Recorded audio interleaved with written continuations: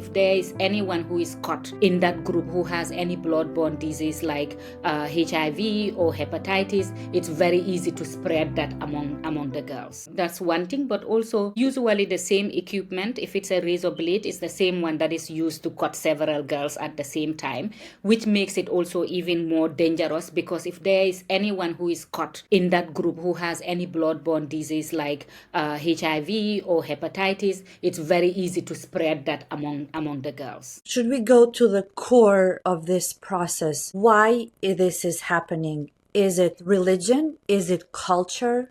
Who is enforcing FGM? Yes. So in many places where FGM is practiced, there is a misconception that it is a religious requirement. But of course, we know that FGM has no religious basis. So it is more of a cultural practice.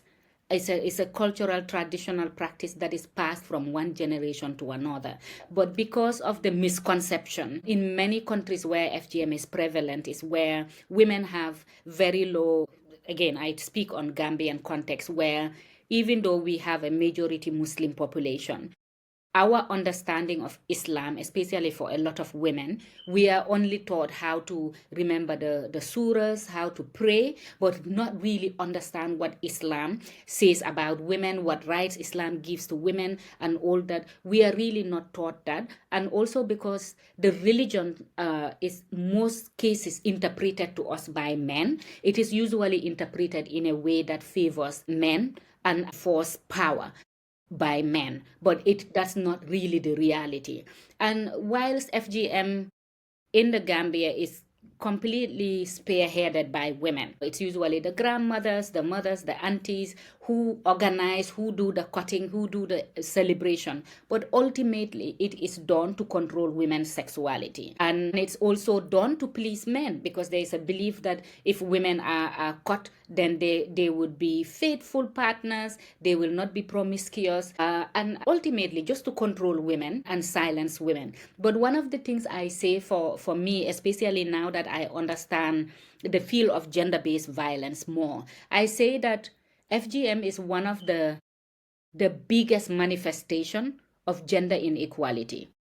FGM teaches girls at a very tender age that you as a young woman, as a girl, your body does not belong to you and other people have a right to violate your body. And the fact that when FGM happens, it happens from people close to you, your family, intimate people close to you, you are also being told it's okay to accept violence from people that are intimate, close to you. So you'll see in the future, even when girls from that community experience domestic violence, for example, you were caught at the age of 7 and 8 on the floor by people who are close to you. So when you experience violence in the future, you kind of think it's okay, these are people close to me, because that narrative was instilled in you as a young girl. So you grow up believing in that. So it has a lot of links to gender-based violence. When I've been reading and hearing about your story, you've shared that when they cut you, they ask you not to talk about it.